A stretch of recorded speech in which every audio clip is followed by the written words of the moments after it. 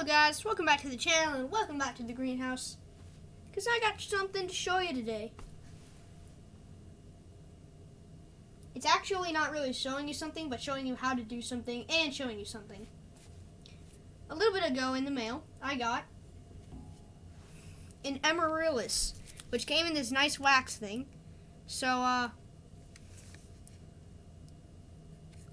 we can maybe plant that in another video. It actually is taken off. When I got it, actually, it didn't have this little shoot, and this was like as big as that. So it's been growing really well. The bulb is very nice. So I just kind of have that growing. So that's just kind of like a little bit of hype for a video in the future. So yay. And also, I'm going to be showing you how to remove a flower bud from a Venus flytrap.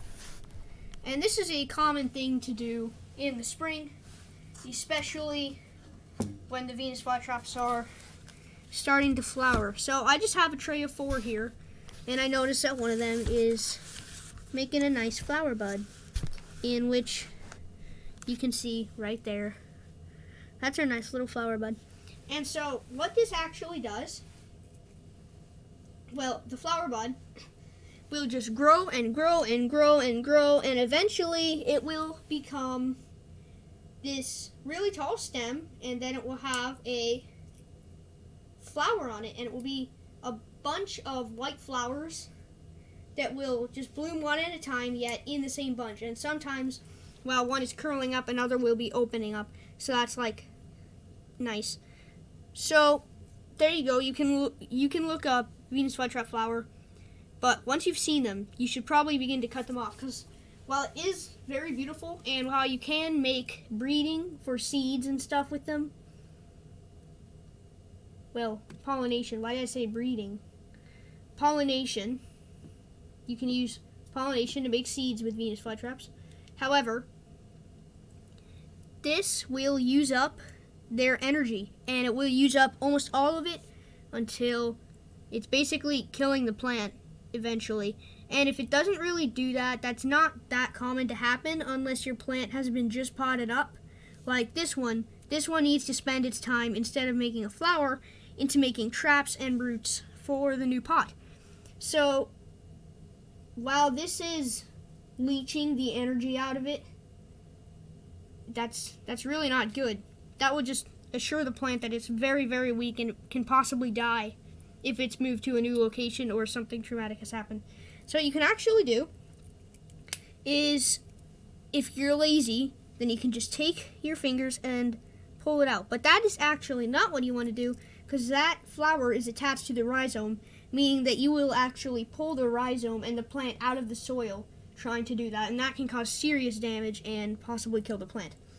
So you can actually just take scissors, get to the base of it, and cut it off.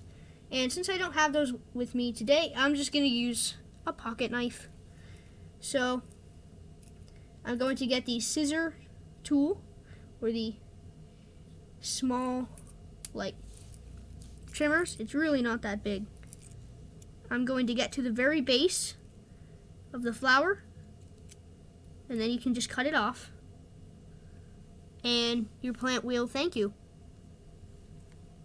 because now it can put its energy into roots and traps, and it will be very nice and beautiful. So that is very nice. I'm loving that. And what you can actually do is, after you've cut them off, you can actually put them into the soil. And of course, I'm not going to do this because I don't have the right equipment with me at the moment, but you can actually use this to propagate and make baby Venus flytraps off of this by laying it down in the soil or sticking it straight up or doing something. And while it doesn't always work, there is a chance that you can get some baby flytraps growing off the stem. So that's just something that I'll probably do in the future with another flower stalk. Some flower stalk propagating.